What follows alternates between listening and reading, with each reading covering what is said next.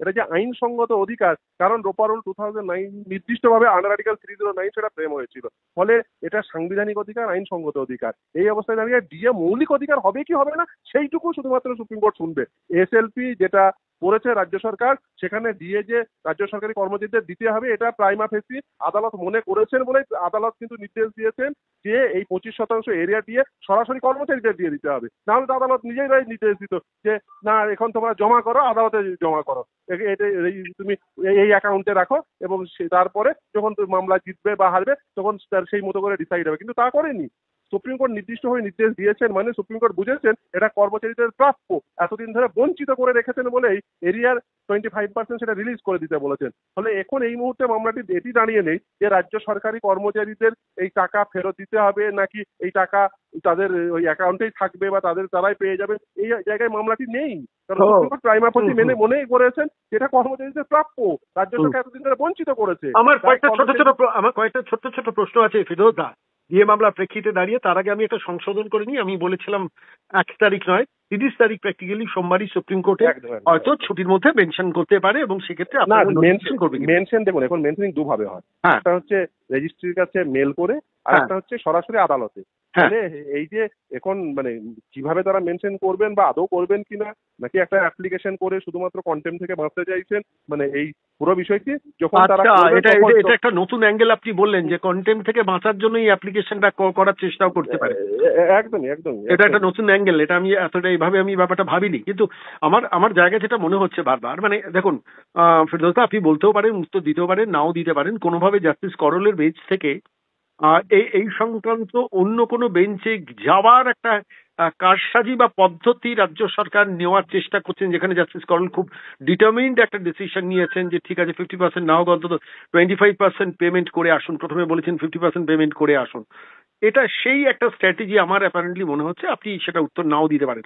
আমার পরবর্তী প্রশ্ন, যেটা মূল প্রশ্ন, সেটা হচ্ছে যে কন্টেম্পট পিটিশন আপনারা করেছেন, মানে কনফেডারেশনের পক্ষ থেকে করা হয়েছে, অন্যান্য সংগঠনের পক্ষ থেকেও হয়তো করা হয়েছে। এবার প্রশ্নটা আপনার কাছে এখানে যে কনফেডারেশনের পক্ষ থেকে যেহেতু আপনি একদম সেদিনকে রাত্রি 1:22-এর সময় কন্টেম্পট পিটিশন করেছেন, আর তারপরে এরা মডিফিকেশন অ্যাপ্লিকেশন করেছেন, তাহলে তো আমি বলছি যদি নতুন কোর্টে কিছু ওঠে তাহলে তো প্রায়োরিটি হিসেবে যেহেতু আপনারা আগে কন্টেম্পট পিটিশন করেছেন সেটাই বিবেচনার আওতায় আসা উচিত নয় কি? দেখুন কন্টেম্পট নোটিশ দিয়েছি, নোটিশ দিয়েছেন, হ্যাঁ, কেসটা ফাইল করেনি সেটা কন্টেম্পট কারণ হচ্ছে আমরা সাধারণভাবে যখন কন্টেম্পচুয়াস অ্যাক্ট হয় প্রথমে কন্টেম্পট নোটিশ দিই, এটা আমার ভুল, আমি ভুল বলছি, কন্টেম্পট অ্যাপ্লিকেশন ফাইল করি। আপনারা কবে সুপ্রিম কোর্টে মানে কন্টেম্পট কেসটা ফাইল করবেন? আমরা যেহেতু নোটিশ দিয়েছি, খুব নোটিশ দিয়েছি বাই মেল, আমরা আগামীকাল ফিজিক্যাল কপি দেব।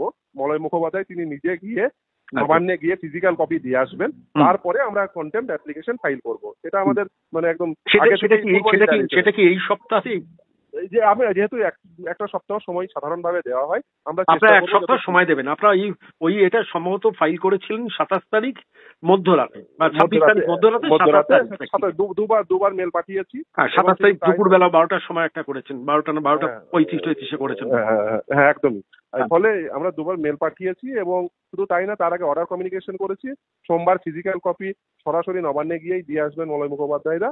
তারপরে আমরা তাহলে ধরে নিতে পারি যে 7 তারিখ আপনারা সুপ্রিম কোর্টে কন্টেম্পট কেসটা ফাইল করছেন। কিন্তু সাধারণভাবে কন্টেম্পট যেহেতু মানে এখন গ্রীষ্মকালীন অবকাশ যেহেতু রয়েছে, এবং গ্রীষ্মকালীন ছুটি রয়েছে, ফলে খুব স্বাভাবিকভাবে রেগুলার কোর্ট হবে, তারপরেই সেটা সাধারণভাবে আসে আদালতে। না, আমি বলছি 14 তারিখ সুপ্রিম কোর্ট খুলছে। আমার প্রশ্নটা আপনি একটু বুঝুন। 14 তারিখ সুপ্রিম কোর্টে 14 তারিখ খোলার আগে কি কন্টেম্পটের কেসটা ফাইল করবেন?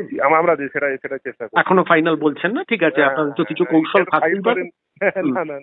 না আপনারা অনেক দেখুন ফিরদৌস দা, কিছু মনে করবেন না, আমি আমার মতো করে যতটুকু সাংবাদিকতা করি, মানে সাংবাদিকতা বলবো না, আপনার সাংবাদিকতার মানে সত্তা থেকে আপনি চেষ্টা করবেন, কিন্তু আমাদেরও না, আমি জানি আপনার কাছ থেকে আমি বার করবো না যেটা সরকারি কর্মচারীদের কোনো ক্ষতি হতে পারে, আমি সেই কোনো উত্তর আপনার কাছে চাইবো। তাই না, আমরা চাইছি, আমাদের খুব স্পষ্ট কথা, এবং আমার মক্কেলও সেটা চাইছেন, যত দ্রুততার সঙ্গে এই দিয়ে যেটা কর্মচারীদের হকের পাওনা সেটা যত দ্রুততার সঙ্গে তাদের অ্যাকাউন্টে পৌঁছানো হ্যাঁ, সেটাই ছোট হচ্ছে ছোট আমাদের মূল ছোট ছোট ছোট ছোট দুটো প্রশ্ন সরকারি কর্মচারীদের পক্ষ থেকে।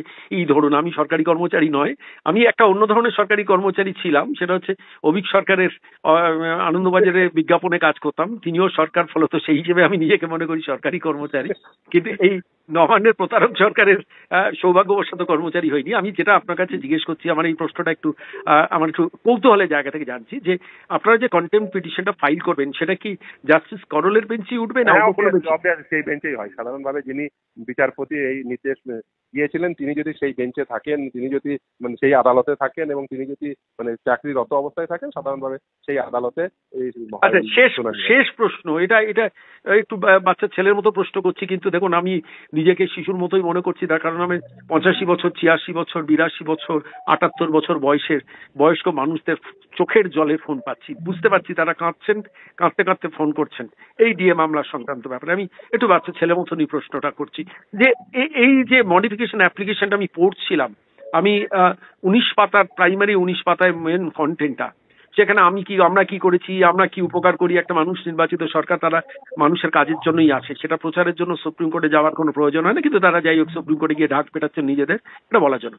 কোনো জায়গায় কি মনে হবে না আইনের চোখে, আমি আদালতের চোখে বলছি, রাজ্য সরকারের এই পার্টিকুলার অ্যাঙ্গেলটা অর্থাৎ মডিফিকেশন অ্যাপ্লিকেশন করেও এই রায়টাকে অস্বীকার করার চেষ্টা করার যে জায়গাটা, সেইটাতে আদালতের দৃষ্টিতে কি এটা একটা উপর চালাকি বলে বিবেচিত হবে না? আপনার কি মনে হয়? আমি মনে করি এই যে মডিফিকেশন অ্যাপ্লিকেশন করেছেন এটা সরকারকে আরো বেশি বিড়ম্বনায়, এটা কিন্তু বিকাশ বাবু আমাকে বলেছেন এবং আমার ব্যক্তিগত পেশাদারি অভিমত এটাই আমার মনে হয়। তার কারণ হচ্ছে দেখুন, সাধারণভাবে যদিও এটা আমার বলা উচিত নয়, তবু আপনার মানে মানে জনগণের হিতার্থে, বিশেষ করে সরকারি কর্মচারীর হিতার্থে কিছু কথা তো বলতেই হয়। দেখুন, সাধারণভাবে যে নির্দেশ দিয়েছিলেন আমি মনে করি সেটা অনেক বেশি সফট, নরম নির্দেশ। তার কারণ রাজ্য সরকারকে যে মামলা হয়ে আছে বর্তমানে, তাকে রাজ্য সরকারকে 100% ডিএই মিটাতে হবে। এই যে 25% এরিয়ার ডিএ মিটাতে দিয়ে আমি মনে করি অনেক নরম নির্দেশ রাজ্য সরকার পেয়েছিলেন এবং রাজ্য